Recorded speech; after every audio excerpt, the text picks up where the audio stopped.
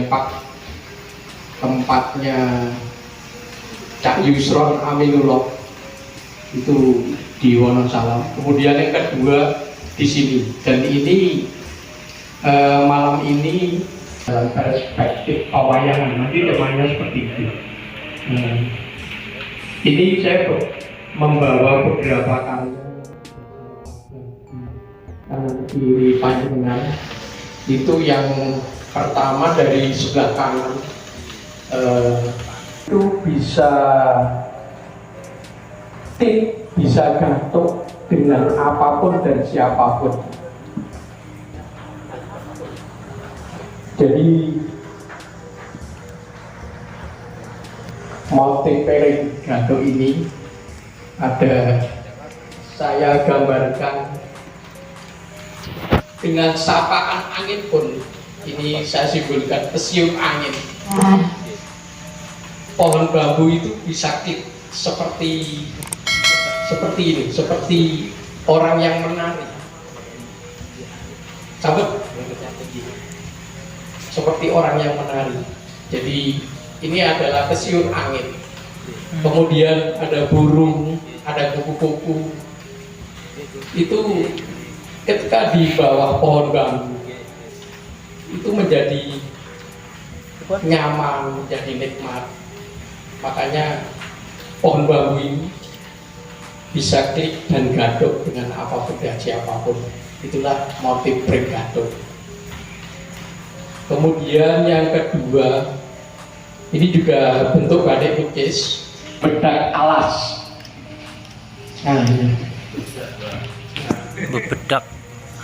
Motif bedak alas itu saya terinspirasi dari reliefnya candi di Penataran. Nah, ini ada warga masyarakat yang berbulu.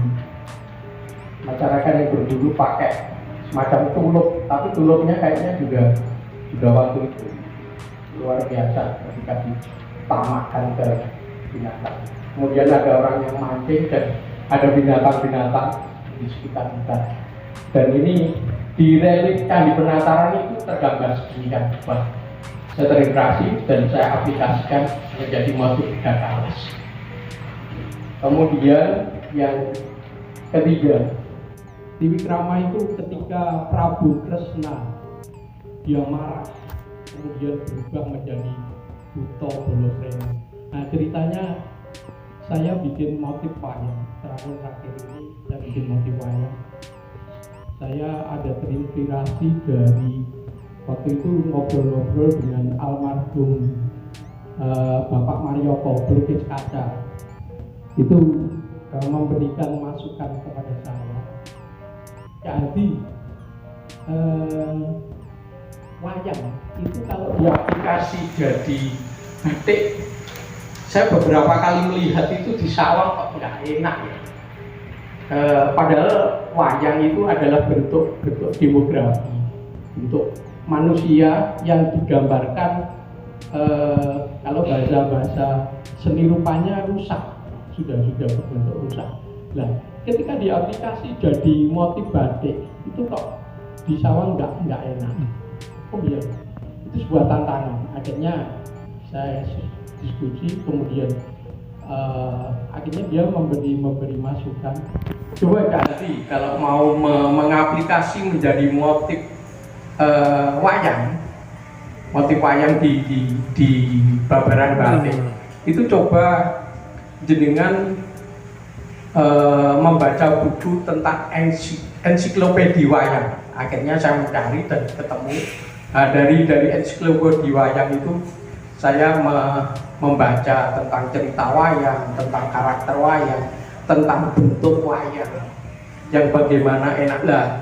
Di ensiklopedia wayang itu gambaran wayang, tokoh-tokoh seperti Buto Bolosrenu, Kresna, Yudhistira itu bagus bentuknya.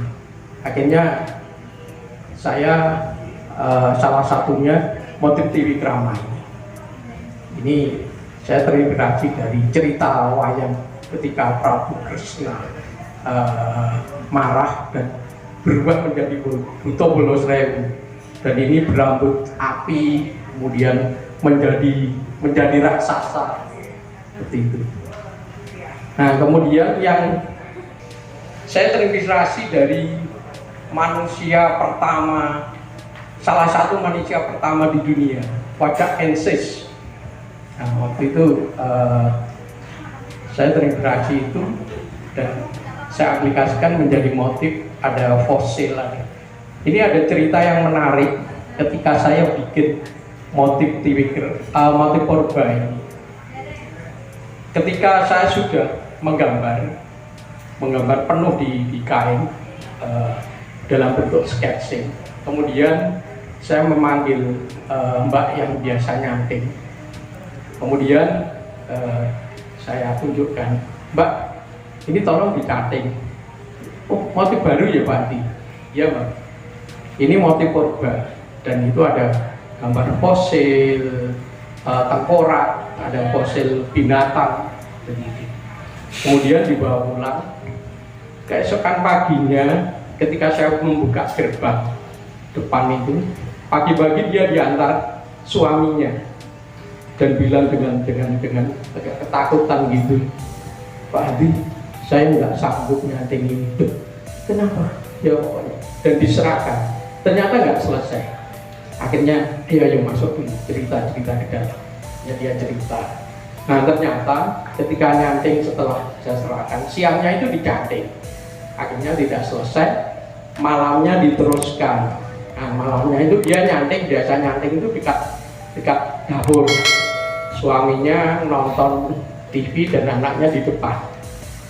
Setelah beberapa saat dia teriak, wah, lari dia, terus akhirnya berpapasan dengan suaminya. Ada apa? Dan ternyata di depannya itu katanya ada sosok hitam, pusat, berbulu, matanya merah menatap ke dia. Cantingnya itu dilempar entah kemana. Gitu. Pokoknya saya nggak sanggup lebih melanjutkan motif ini. Gitu. Tidak gini aja. Akhirnya kain-kain yang babaran batik purba ini saya minta sudah sekarang ini biar di rumah. Malam ini jenengan juga pulang, hatinya ditenangkan. Engkau bunyi tak meleangi, tak dungan gitu. Nah, besok pagi saya tolong dicantik diteruskan. Akhirnya pagi-pagi saya antar ke rumahnya, nggak saya panggil lagi, saya antar ke rumahnya dan sambil saya serahkan saya yakinkan, bismillah, motif ini diteruskan, dicanting sampai selesai. Wis toh, orang nopo. Iki wis tak dungani tak mulai. Saya bilang gitu, saya yakinkan seperti itu. Akhirnya alhamdulillah selesai motif purba seperti ini. Gitu. Selanjutnya motif Nagaraja Jebuk. Nah, waktu itu saya ketemu Pak Dwi Cahyono. Pak Dwi Cahyono itu dosen sejarah dari Malang. Ketika kita ngobrol-ngobrol, Mas Dwi, ada nggak yang khas yang bisa dijadikan motif di Tulungagung? Oh, ada Mas Dwi. Itu di Tulungrejo itu ada situs namanya situs Jebuk. Dulu namanya situs Jebuk. Sekarang kalau plakatnya penunjuk jalan itu namanya situs Tulungrejo. Itu jeli ke barat. Nah, ternyata di situ ada bentuk yoni dan kemudian ada ceretan yang biasanya untuk mengucurnya air. Itu disanggah oleh naga yang bermahkota. Nah, waktu itu saya diantar oleh, biasanya yang ngantar saya ke tempat-tempat yang mau saya jadikan motif itu Mbak Gel. Ini belum datang. Nah, dari situ akhirnya saya jadikan motif Tulungrejo ini, motif Nagaraja Jebuk. Itu ada bentuk naga yang bermahkota sebagai cereknya, dan ini lataran dari motif ini adalah bentuk plisirnya dari yoni itu berbentuk sedemikian rupa, benar-benar bagus. Ukir-ukirannya itu saya aplikasi jadi motif Nagaraja Jebuk. Kemudian motif Angkling Darmo. Nah ini saya terinspirasi dari candi di Mirip Gambar. Itu memang ada gambar Belibis Putih, dan itu juga clue dari Mas Dwi Cahyono. Di situ memang ada Belibis Putih dan dia menceritakan tentang waktu Angling Darmo dikutuk menjadi Belibis Putih. Seperti itu. Dan ini dia mencari kekasihnya setelah dia dikutuk. Jadi kemana-mana terbang dengan dari Belibis Putih. Akhirnya ketemu dengan kekasihnya dan kembali menjadi Angling Darmo. Nah dari fase dia menjadi Belibis Putih itu saya aplikasikan jadi motif Angling Darmo. Kemudian ini jadi motif Trogo Buret. Ini juga saya aplikasi jadi batik lukis. Ini Trogo Buret itu ketika saya berkunjung ke Trogo Buret, berbincang-bincang dengan Mas Nero yang juru kunci yang mandekani di Trogo Buret. Dia cerita bahwa di Trogo Buret itu kadang-kadang muncul bulus, kura-kura busa, itu muncul ke permukaan. Dan kemudian ada kadang-kadang ikan lele tapi tanpa daging, hanya duri dan kepala. Ini yang disebut lele truno. Gitu. Bentuknya seperti itu dan saya aplikasi. Dan waktu itu Mas Karsi bercerita bahwa dia lagi melakukan penghijauan, menanam pohon-pohon bahan baku dari rawon. Gitu.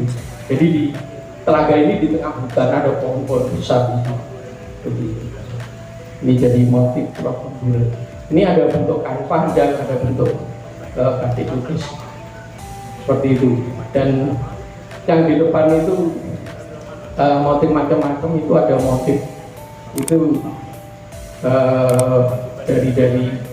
dari babaran-babaran kain, ada motif gajah foto, ada motif kontemporer itu.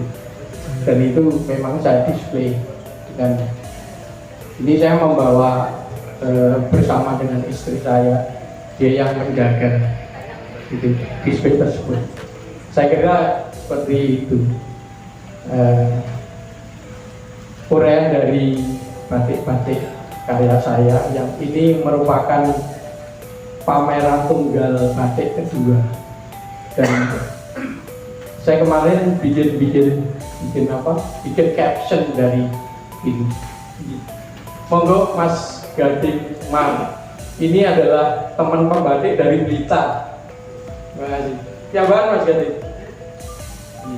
Monggo benar. Ya.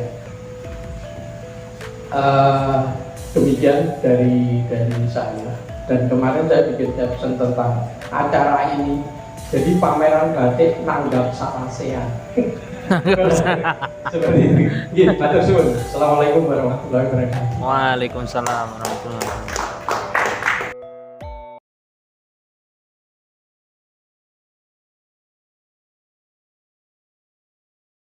wabarakatuh.